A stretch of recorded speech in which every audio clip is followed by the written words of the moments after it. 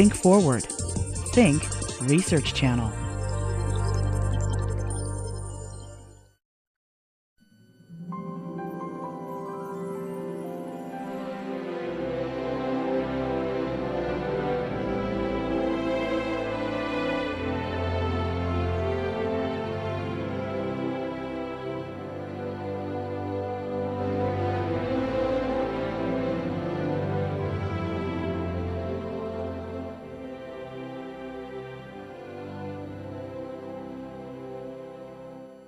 This symposium is the flagship event for the Burkenroad Institute, and I am just so tickled to see so many students, people from the community and the business community, the government community, and faculty. It's really wonderful to see you here.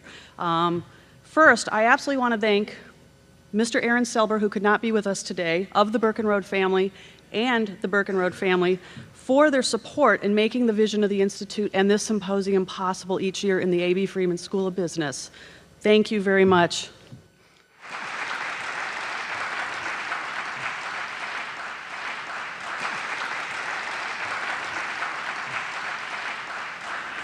I would also like to thank Dean Denisi of the Freeman School as well for his support. He is my boss, he is my leader, and so thank you very much, Dean Denisi.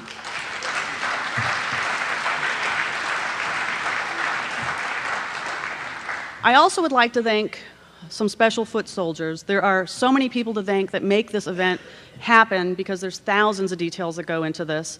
I won't be able to name everybody, but I do want to thank Allie Perot, Michelle Falgos, Bill Heydrich, Michael Ugle for their tireless and cheerful work. And I have very special thanks to Hillary Niedermeyer and Christian Galvin for their commitment and passion and making all this happen.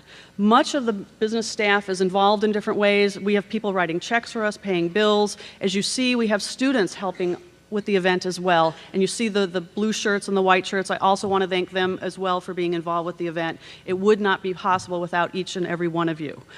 Today's theme, as you know, is leadership and the eye for innovation.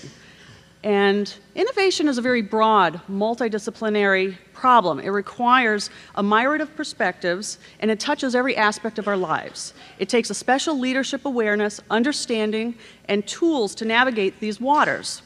My hope today is that you're actually going to walk away from this symposium thinking about innovation in a much broader way and have a broader perspective about it, and that you realize it does touch your lives, that you have a greater understanding of it, and that over the centuries it is something that has created great economic and social value for us, and I can't say that we're not worried about economic value at this point in time.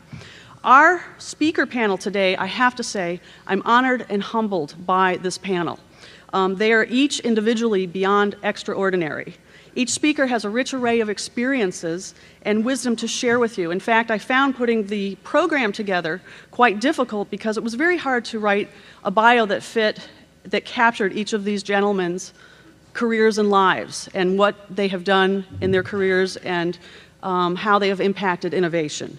But each represents a unique shard of glass in a stained glass window. First, Robert Price will be our first speaker. He's the president of PVS, Inc., which is a consortium of consultants that helps high-tech companies. He's the former CEO and chairman of Control Data Corporation, which during the 60s was the pioneer in the field of supercomputing. During his time, he transformed Control Data from a hardware company to a software services company, and he is the author of The Eye for Innovation. Ah, now you know. Albert Johnson is a senior analyst in the office of the Chief Technology Officer at Corning, Inc. He oversees the funding of university-based research and the relationships between Corning and their university and college partners. Clearly, this relationship is very important because he manages a set of relationships which is the source of their innovation. Arden Beeman is the 12th director of the National Science Foundation, where he oversees a $6 billion budget and he awards over 10,000 grants in research per year. 20% of all funding, federal funding, for basic research is conducted by universities and colleges, and he oversees this amazing, amazing activity when you really think about the scope of it. And I have to say, National Science Foundation, NSF, is where science begins. Patrick Yam is the founder of Sensi Partners, an early-stage venture capital firm. And they're an interesting venture capital firm because they fill a void that other firms don't fill with his methodologies. Mr. Yam brings a unique perspective to venture funding, developed through his experiences on Wall Street.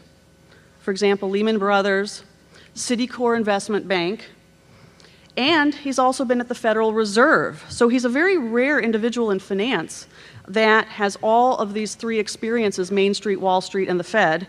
And I have to say, imagine that he started his career off as a professional tennis player. Now, I'd like to leave you with a quote that sort of captures, again, how I want you to think about innovation. As stated by Clayton Christensen, disruption has been one of the fundamental causal mechanisms through which our lives have improved. It has enabled a larger population of less skilled, less wealthy people to do things that historically could only be done by specialists in less convenient, more centralized settings, and of course that means also more expensive settings. So I would like to leave you with that, and I would like to give the floor to our first speaker, Mr. Price.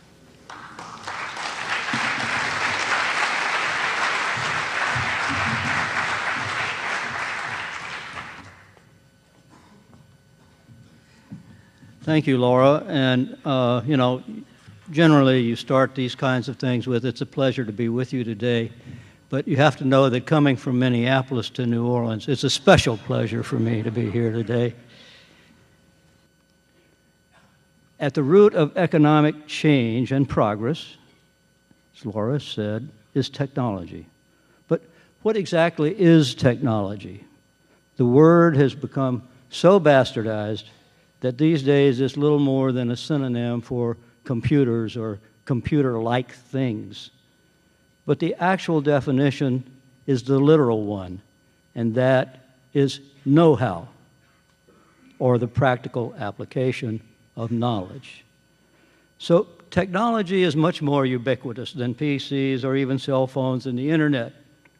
In that little scenario of 500 years ago, Tyndall's dream, his passion, was built on two technologies: linguistics and the movable type printing press.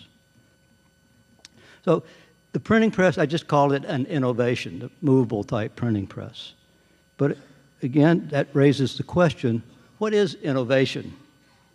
Innovation, of course, like technology, is a much overused and misused term in our day and age. In the media, we mostly hear about innovations that are novel, physical objects, things. But innovation actually covers a much broader spectrum of outputs from human ingenuity. In particular, many of the most revolutionary innovations are process innovations. They aren't things at all. Process innovations are wonderful drivers of economic change and growth. Okay, so what exactly is innovation? Innovation is best thought of as problem solving. It means using technology, know-how, and perhaps new technology, but more often old technology, to find a better, new, cheaper, faster way to meet some need better than ever before. The passion, and innovators have to have passion. The passion of innovators is very simply, there's got to be a better way. And they live, eat, and die by that term. The third piece of the scenario, technology innovation, is entrepreneurship. And entrepreneurship means very simply making marketplace reality out of innovation. Radical innovations based on disruptive technologies, coupled with entrepreneurship, thus allowed breakthrough success in industries as diverse as steel and computers. If innovation is about using technology to meet challenges in novel ways, and entrepreneurship is about assuming risks to make a business of innovation, it's worth our while to look a little bit more closely at the nature of the challenge and of those risks.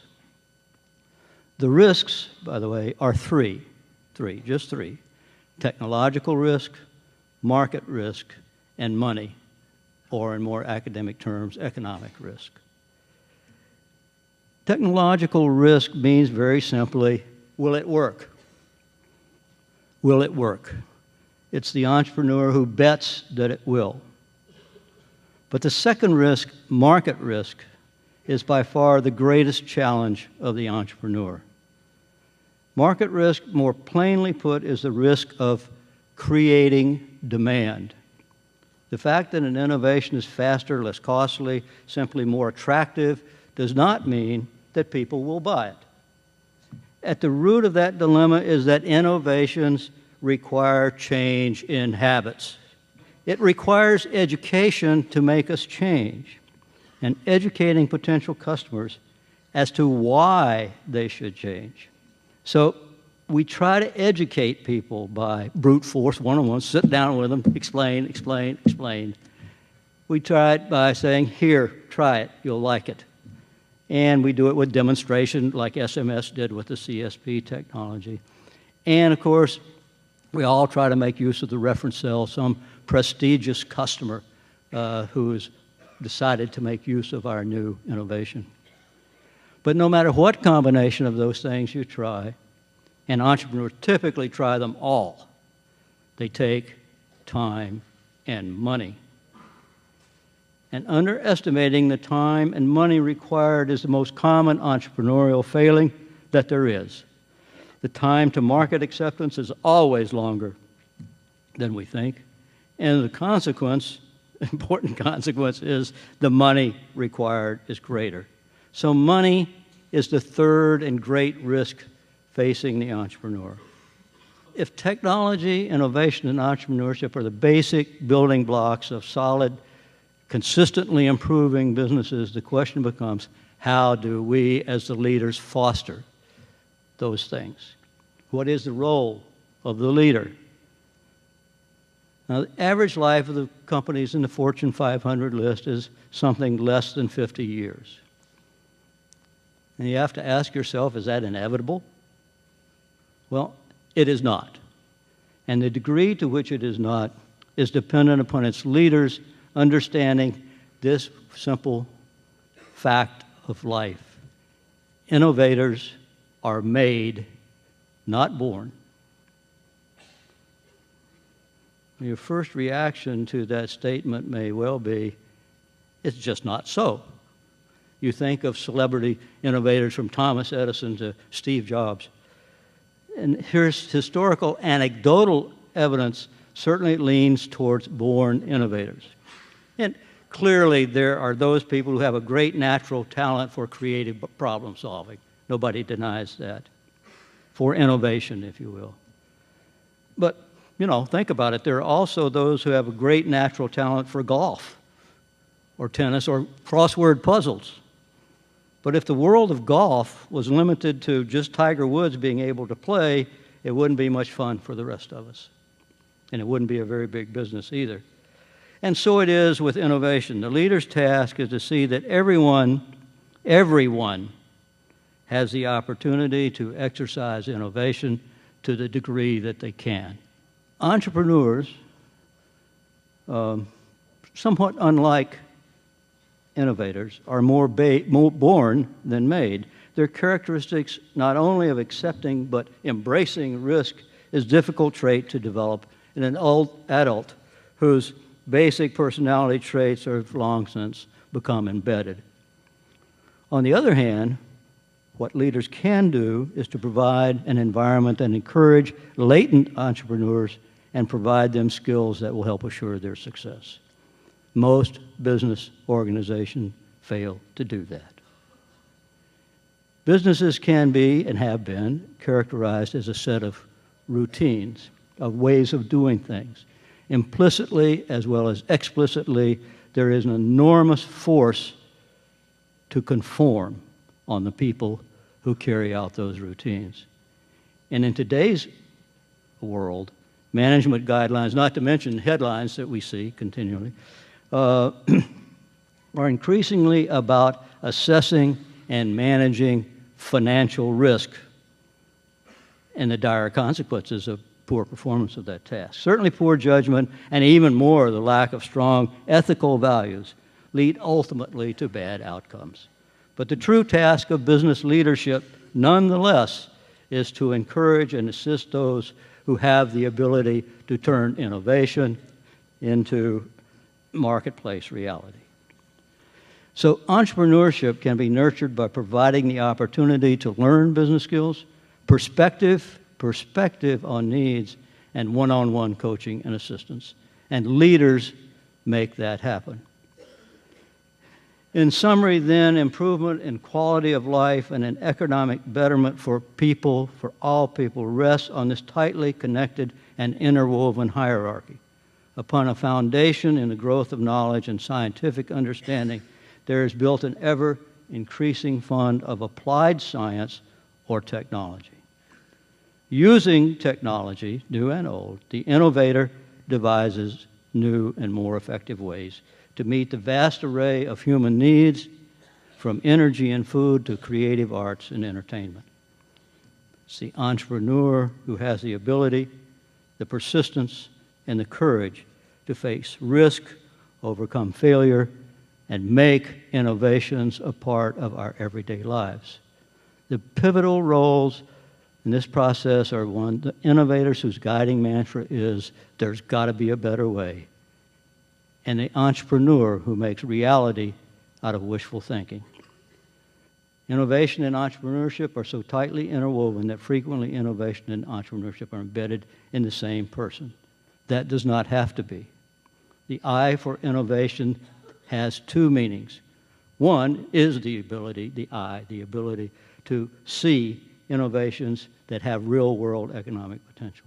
The other is to see what someone else has done who has that same potential. And leadership is very simply forging the environment in which these wonderful things can actually happen. Thank you.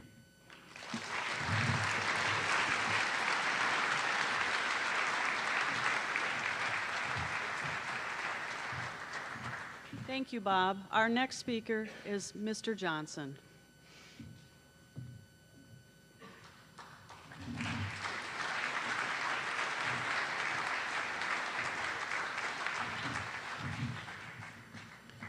The link between leadership and innovation is essential in dealing with ethical dilemmas. Now, we're talking about not only being perceived to be the best, but also the science, and this is where I kind of move into my talk here, the science of how do you actually lead other leaders?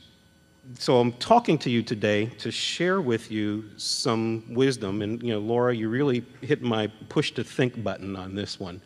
To think about what is it that actually gives you any right reason or ability to lead leaders. I mean, leaders are fairly headstrong. How do you actually get them to do stuff? Well, here's the thing. At a high level, you've got a couple kinds of leaders. You've got obstructive ones who want to control things and they want to tell people what to do. They convene committees. And people are going to, the thing about committees is you play that game long enough, people will find other ways to spend their time. They'll find other employment, they'll find self-employment, they'll do something else if you're going to run them that way. That's obstructive leadership. Constructive leadership, on the other hand, persuade other leaders to agree on and work on, to really get their backs into a goal. And then in turn, those other leaders will enlist the resources they need, perhaps from the top leader, perhaps from others, in order to get things done. So the soft skill of persuasion is one of the lessons, actually. The soft skill of persuasion is a key hard skill of leading leaders.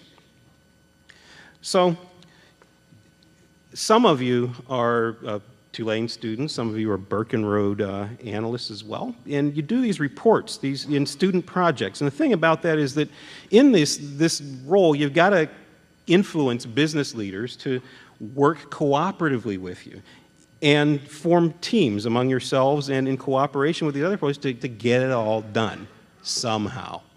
Well, one of the key things that's important in doing that, you've got to be able to figure out how to work with anybody.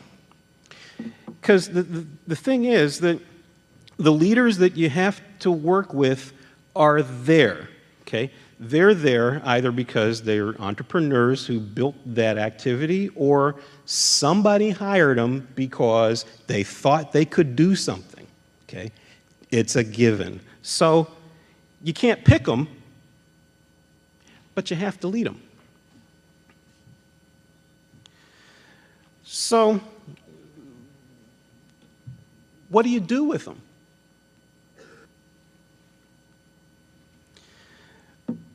First lesson, figure out who you're dealing with. If you're a leader, you're assembly leader, you got to figure out who you're dealing with. And actually, I'm going to dwell on this for a few minutes. Now, to figure out who you're dealing with, one thing you want to do is watch people's behavior and then make some good guesses, make some deductions about those people. That approach, frankly, works for me. Now, there actually also is a guide for this. There's a guy who's a college professor. He's dead now. His name's Clare, C-L-A-R-E-W, Graves, G-R-A-V-E-S. So the thing is that Graves looked at human behavior and came up with 7 levels. I'm not going to dwell on the first 3 levels, but I'll mention them really quickly. There's an autistic level, and you won't see those much because those are people that you really need to use brute force to get them to do things, and even then you won't get much productivity. There's a sort of egocentric level, which is next, and those people are really focused on themselves. They're authority freaks. And you really got to use, pardon my French, exploitation to control them. And you do that, to do that successfully, you do that with sensitivity and compassion, okay? But you're really in a space where control's all that matters.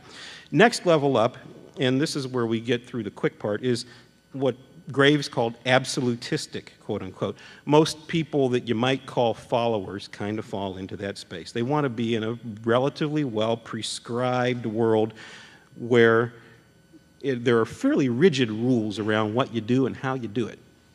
And to lead them, you make up the rules. And then they want autocracy, actually, instead of democracy. And you make up the rules to work with them. So let's focus now on the folks that you're most likely to be dealing with. Graves' next level, the 4th level, was called objectivistic. Objectivistic. What are objectivistic people? You may recognize some of these people from a number of things that you've done. Objectivistic folks, they battle for power to the degree that battles are carried on with words and actions. They focus on themselves, but they're also pretty brainy. And they're easy to lead once you figure out what to give them that looks like power, so to speak.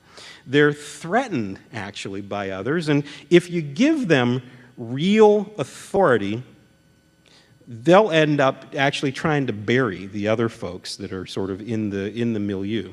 So what you want to do is give them what looks like power, but actually is focused so that you aim them towards achieving the results you need if they do what you think they want. The next level for Graves' behavioral ladder is sociocentric. Now, lots of managers in industry are like this. They say they care about results and people equally, and they probably do, but the problem is they also tend to waste time with meeting after meeting. You haven't seen that. Yeah, right. They don't always delegate enough authority. So you lead them actually by, again, channeling their focus. And through channeling their focus and coaching them and working with them, you can actually give them a bias for action. You can actually also help them out with tokens or rewards that give them social recognition when they achieve, step by step, the results that you see them getting. And that also tends to keep them out of meeting purgatory, which is probably a good thing. Then there are 2 more levels to talk about. Problematic. Now, these people, they don't fear much of anything. They don't fear social reprobation. They don't fear their boss.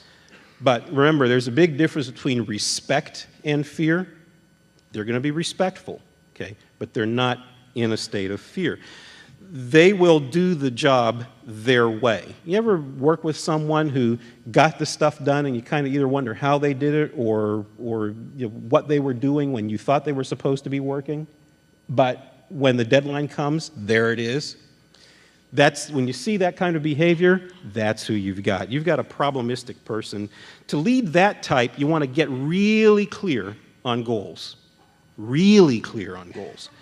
And provide them with tools, let them run, but also keep tabs on them so that you understand their progress. Let them shine, so to speak, by describing to you something about how they're doing it. Let them teach you a little bit. And now, the problem with problematic leaders isn't intrinsic to the problematic leader. It's that the leaders that are kind of at lower levels tend to isolate and eliminate them. So as the leader among leaders, part of your job is to keep that from happening. And also to remember that in the right circumstances, these problematic leaders are actually the most effective. And the last category would be intuitionistic leaders. These folks will use their competency and responsibility and influence to get results. If things are not going quite their way, they'll actually keep on keeping on and keep making progress toward goals until the people who are providing these obstructions either fade out, flame out, or blow away. And when the way is clear, they'll try again to work toward their goals. The other thing to remember about this behavioral ladder and figuring out who you're dealing with, people's behavior is affected, sometimes dramatically, by the situations they're in. You'll have a problematic or intuitionistic person who might be downright, autistic, given a bad enough situation. They'll run around barking orders and all kinds of stuff. The other thing is that people do grow and change if they learn and if you participate with them in that learning process. So, once again, figure out who you're dealing with and have a look at what Graves has to say there. Next slide, please. Lesson 2, genuine enthusiasm is not cheerleading. I find, there are grins. Okay, yeah, you find often it's the case that people sort of mistake the cheerleading bit for enthusiasm. The thing about enthusiasm is enthusiasm really, in a leadership context, is to live and radiate the joy of wisdom. And it's finding and communicating the things that really should be done in order to make leaders' lives better in some way, shape, or form. Nothing ruins table manners faster than a shrinking pie. Now, what this really means is that if you make promises, you need to keep your promises so people never tell themselves that doing something for you causes them to get less or have less. One of the reasons that folks will work for you is not because of directly what happens, but because of some of the other things. But if you're not keeping your promises, then it actually threatens whether they're actually going to make the progress that they're going to be. It might be society at large that, quote, gets something as a result. But the thing is that nothing ruins table manners faster than shrinking pie. So you really need to be sure that you keep your promises. The other thing, learn the types of humor. Basically, the 5 types of humor are, from my point of view, exaggeration, puns, put-downs, silliness, and surprise. As a leader, you'll find that primarily exaggeration and mild silliness work best. Puns kind of work if you're working with people who like puns. If you don't, they're going to want you to put a bag over your head and go away. The other thing about humor, I don't know any comedians who are really funny who've been elected or chosen by others to lead anything of significance. Now, I guess the one, you might talk about Sonny Bono, but was he really all that funny? I don't think so. Next lesson. think about how people are better off because of or in spite of working with you. Now, here at Tulane and at the Freeman School, I think you'll find the opportunity for greater recognition among others in financial, industrial, and legal communities is a big value that you give people in working with them, either directly through Burkenroad activities or by extension, larger through the school. Share your experience where you can. And what you'll find is that the people that you're helping out will definitely help you later, although it might not necessarily, that reciprocity may not necessarily show up to your face. One thing that I learned earlier today was that you do a pretty good job of generating harmless fun. Harmless fun is way cool. Celebrity flag football comes to mind, actually. Can you get the dean? Hi. And some other folks to perhaps put together a faculty-student team to do celebrity flag football for some cause and generate press and attention in the community. Or maybe you could get the star basketball player to autograph toy basketballs so you could send out as thank yous. Generating harmless fun, I have found, has been really important at keeping leaders focused, actually, because it helps them stay with you emotionally.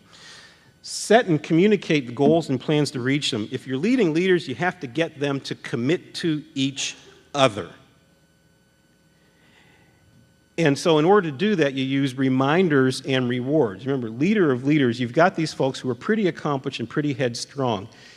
If you're thinking about punishing them, you need to stop the dream, wake up, okay? You're not going to punish them. But what you can do is you can remind them if their performance is below par, and be sure that they're rewarded. And the thing is that these largely social rewards, and you can mint all those coins that you can stand and keep cranking them out.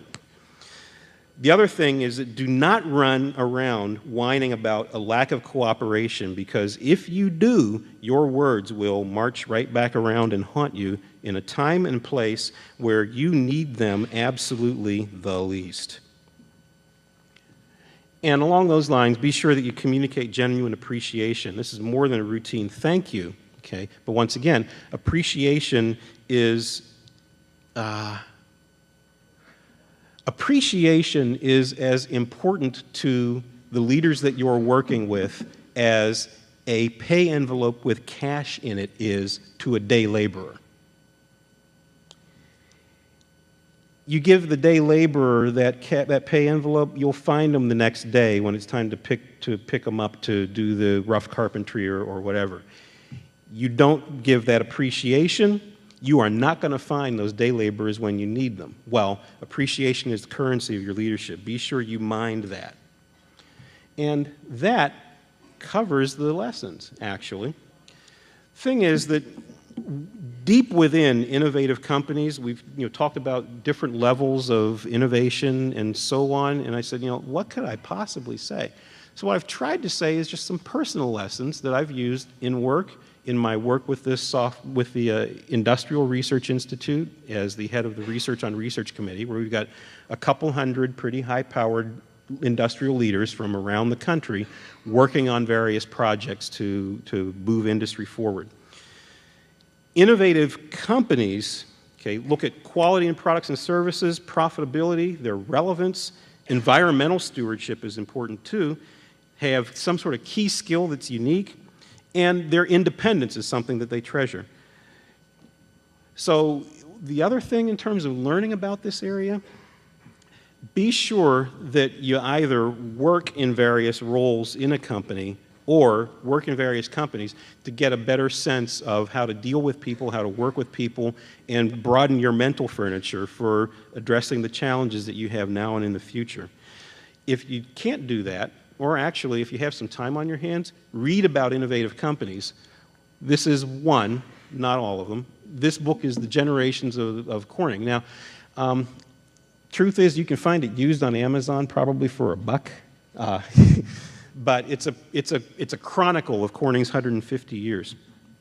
And the reason that it's important is that it gives you a number of ways to look at innovation in an industrial context and discern for yourself where the how-to lessons were actually applied in getting things done. So thanks very much for your time and attention, and thanks for coming to the seminar.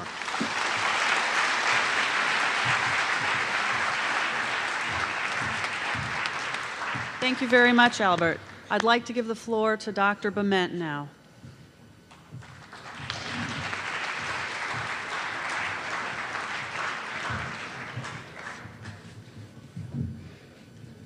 Well, good morning, and thank you, Laura, for including me in this very distinguished panel.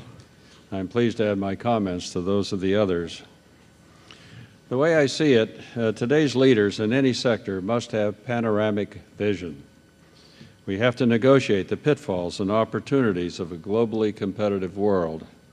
In a time of economic uncertainty, we have to see over the horizon while analyzing writing on the nearest wall.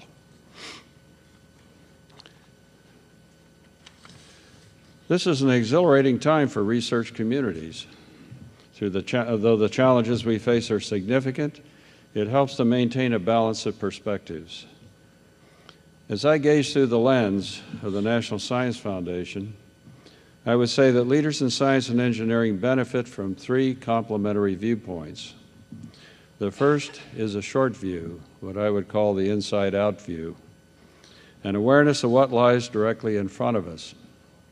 The second is a long view, which anticipates what's needed for the future, the outside-in approach. The third is the ability to see through the eyes of people around us. A short view is one that recognizes and helps a community adapt to the current trends in science, engineering, and technology. Our greatest challenge in the short term is the global competition for bright ideas reaching the marketplace. As director of the National Science Foundation, I'm often asked, what keeps me awake at night? My answer is the nation's continuing ability to compete in global markets. You've heard from the author Thomas Friedman that the world is flat.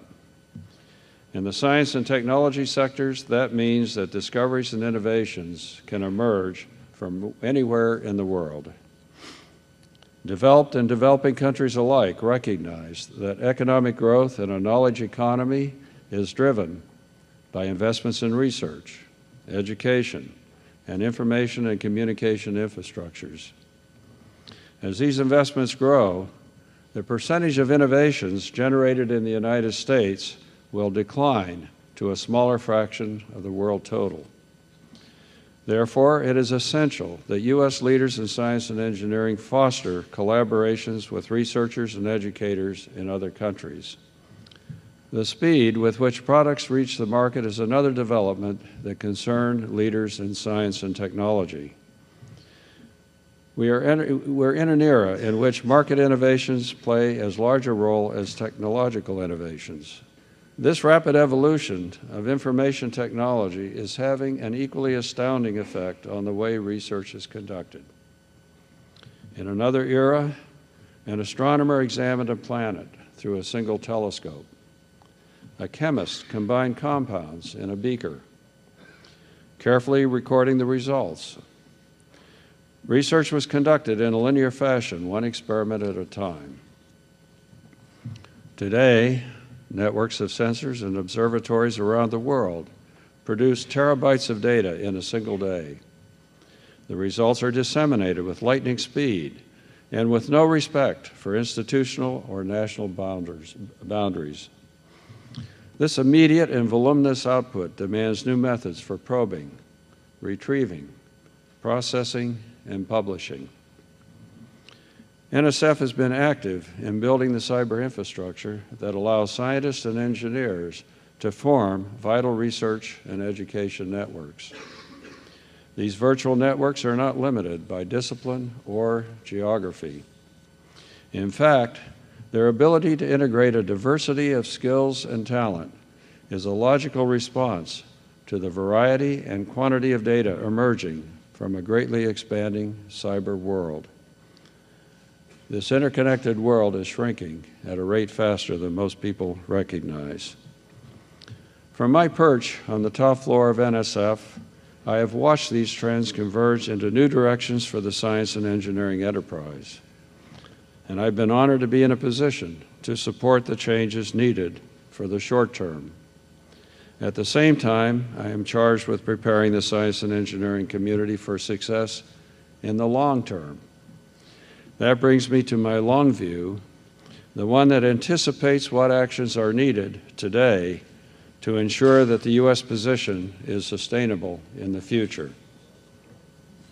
The nation is always eager for the next giant step, like putting a man on the moon or an iPhone. I would love to be able to announce that another such development is imminent.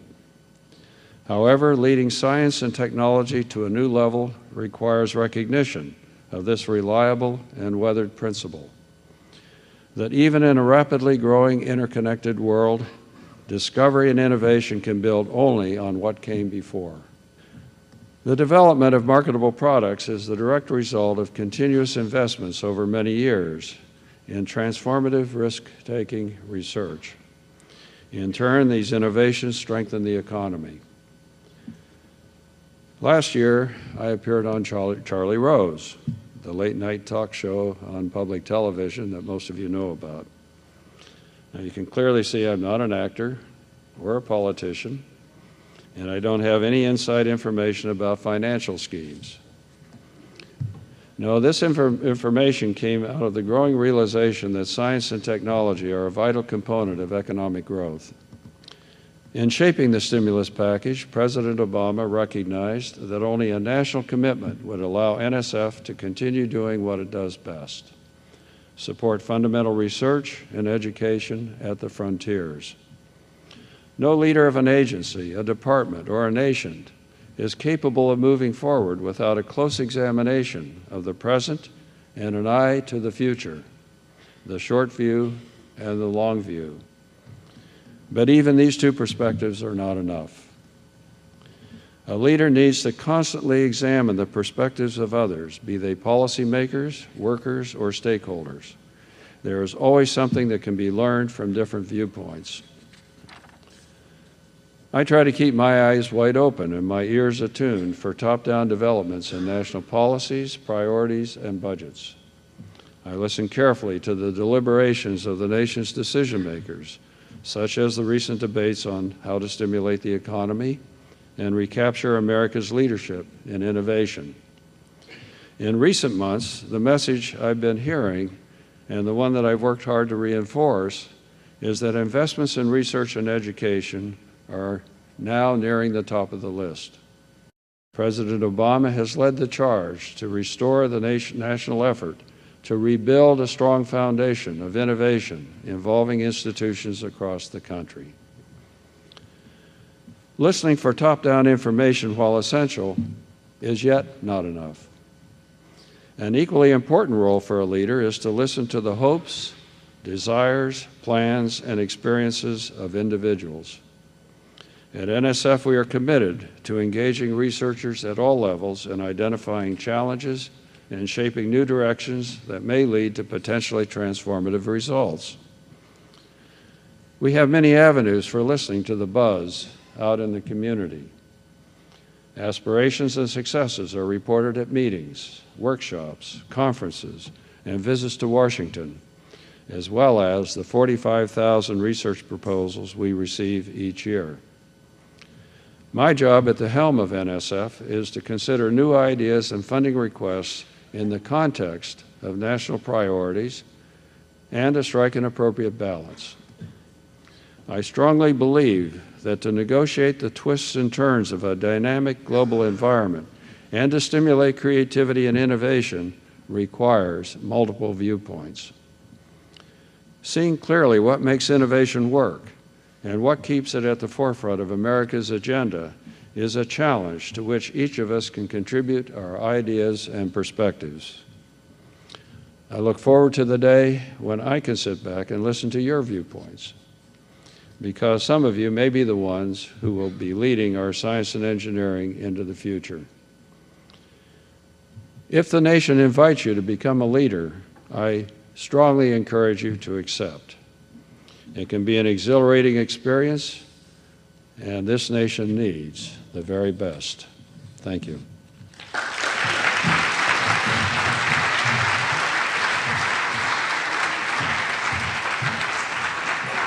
Thank you, Arden. Now I give our floor to Mr. Yam.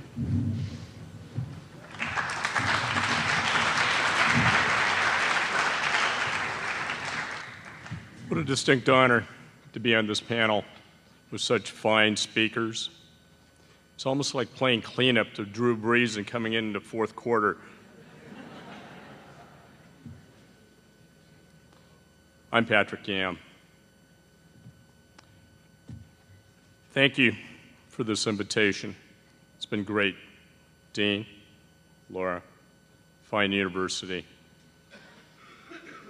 For the next minutes, I'll discuss with you some profound changes in the U.S. capital markets, specifically in venture capital, and its impact on company building.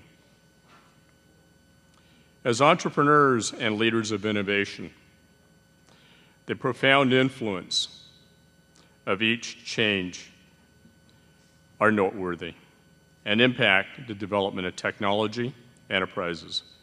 As venture capitalists and investors, our eye for innovation will be predicated on how best to support sustainable enterprises that can fulfill the innovative vision. My career has included responsibilities as a corporate executive, investment banker, private equity investor, hedge fund manager, and as a venture capitalist today.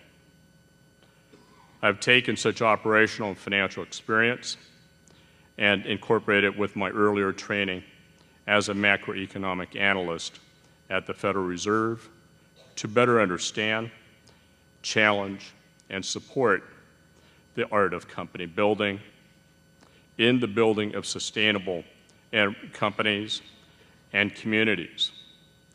The objective is most arduous in today's perfect storm of global financial and economic challenges.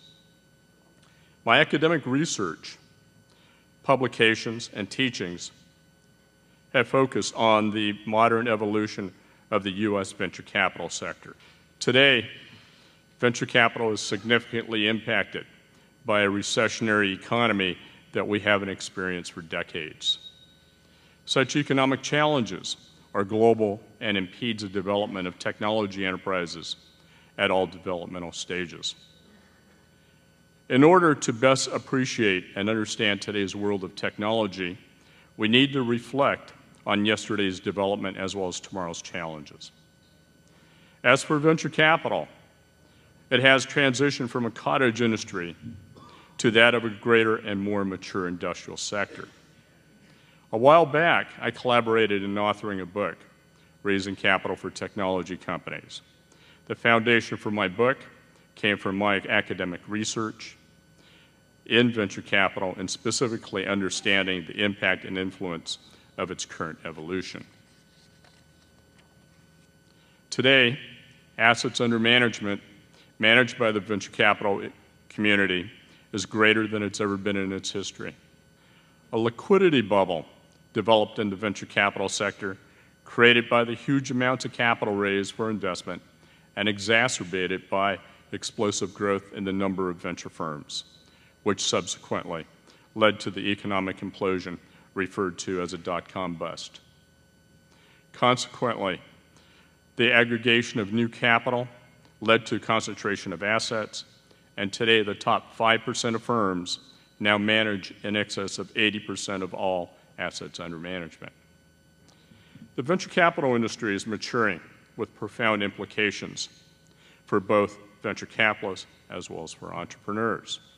As noted, the top firms that dominate the venture landscape are unable to effectively invest in early-stage ventures, especially if they are responsible in investing total assets within the fund term.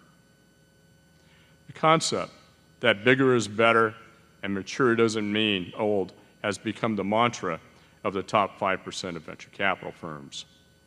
As a result, it's ominous for early-stage firms aspiring to develop new technologies that require a host of specialized care and company building assistance. My academic work showed that with the aggregation of capital among the top 5% of the firms, that correspondingly there's a need for early-stage venture capitalists to be strategic partners, and provide entrepreneurs with operating skills necessary to scale an enterprise. The evolution has progressed and in part explains a great preponderance of later stage financings in the past few years. Whereas in 2000, there was almost a correlation of 1-to-1 with respect to the funding of early to later stage technology enterprises. In contrast, this past year, 2008, there were only 440 early stage technology enterprises funded for the year as compared to 1,177 later stage companies, a correlation of nearly 3-to-1 for later stage companies. Quite a contrast to 2000. The evolutionary changes dictate that top-tier legacy venture capitalists spend less time with early-stage technology risk, except for exceptional few big opportunities. Rather, they'll reallocate greater time and focus scaling the business aspects. The consequence of the shift in venture capital and focus for bigger opportunities, as well as for more mature enterprises, leaves us less time to assist in the company building required by most earlier stage technology enterprises.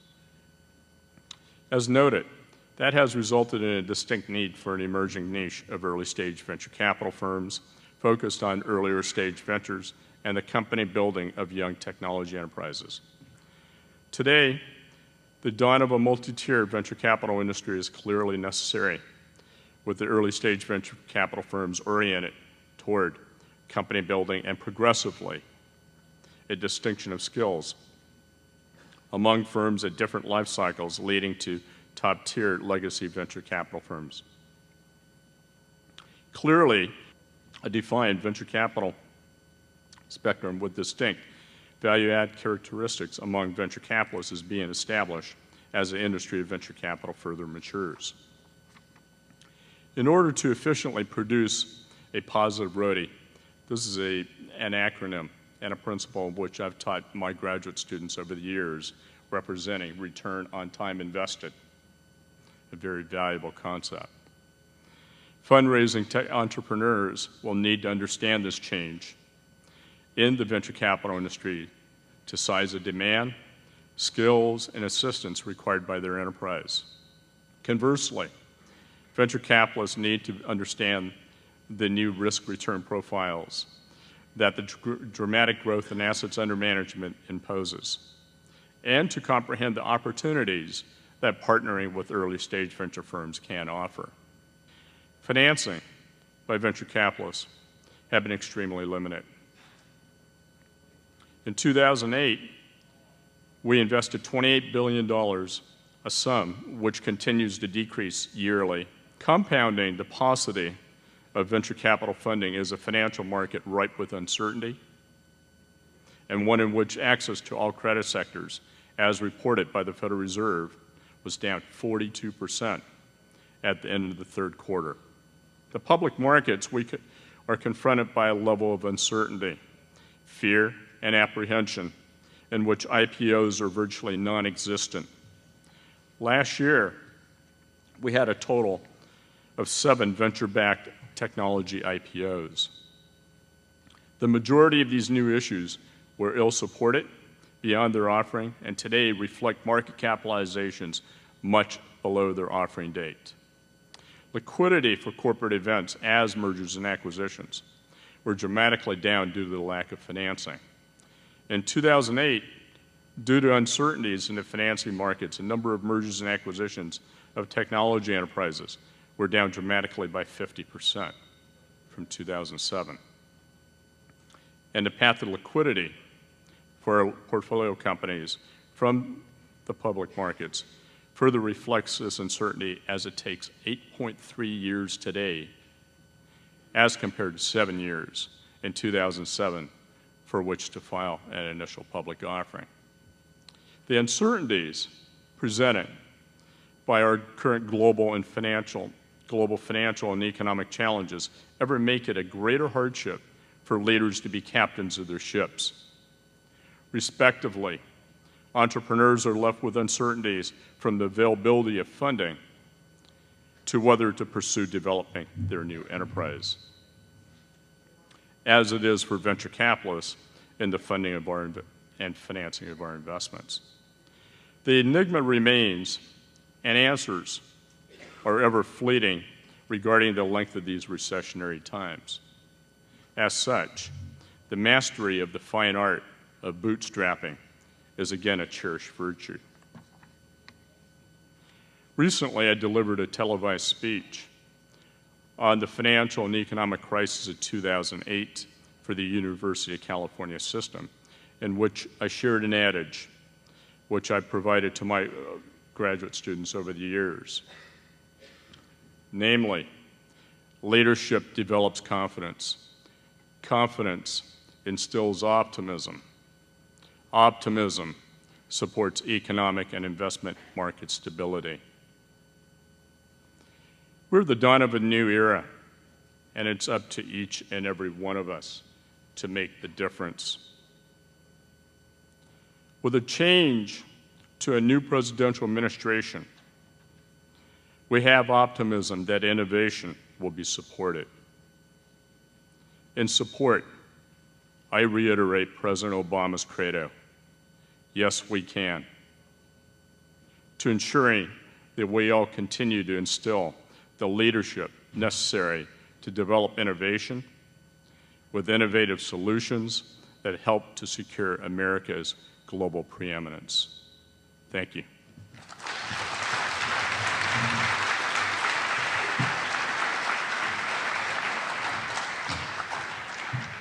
Thank you, Patrick. I'd like to just give the entire panel a big hand.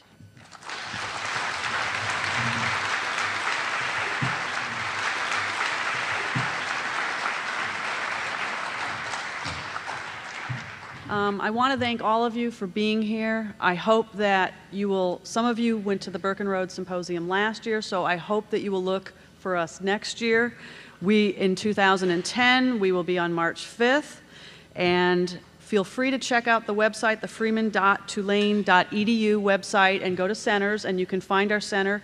You actually can find last year's event and the speakers we have a web link there for you. I do hope to see you in 2010, and I want to thank all of you for coming, and I hope you have a great day, and thank you for being part of the 16th Annual Burkenroad Symposium.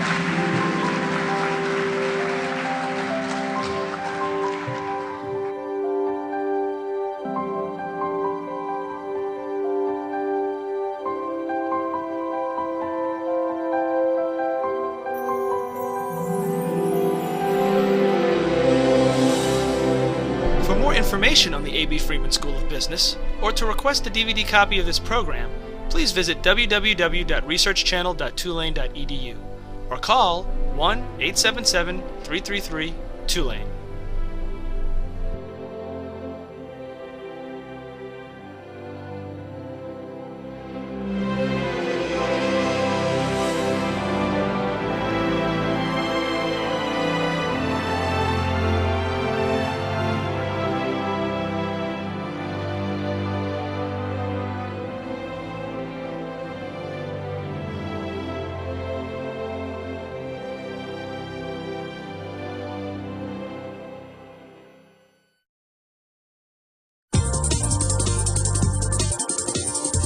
Think forward.